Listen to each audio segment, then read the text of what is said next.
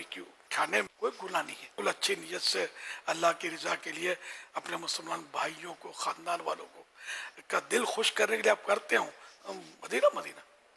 लेकिन इसमें यह कि औरतें मर्द मिक्स अगर करते हैं, गानों की रेल पेल होती है, तो ये नहीं होना चाहिए। नातों की कैसे लगाएं और खानदान की जो इस्लामी बहनें वो अलग कमरे में हो, ये अलग कमरे में हो।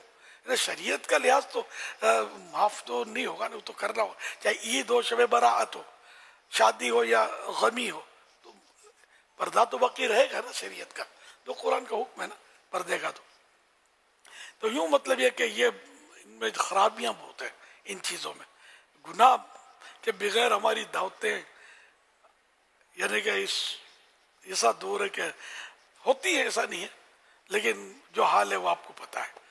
हाल तो मुंह से निकला हाल, तो मैरिज हाल कितना बेहाल होता है।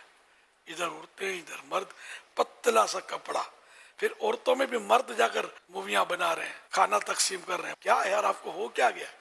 हया कहाँ है? मज़ारों में चली गई। ये सबके लिए ये मदनी फूल है, मेरे लिए भी है, आपके लिए भी है। हम सबको चाहिए कि हम कदम कदम पर अल्लाह और रसूल के अहकाम पर अमल करें और गौर करें कि यहाँ जाएंगे तो गुनाह से बचना इम्पॉसिबल हो जाएगा, तो फिर रिवर्स गियर मार दें। सही बात ये, बंदा नाराज होगा ना, और जाएंगे तो रब नाराज होगा।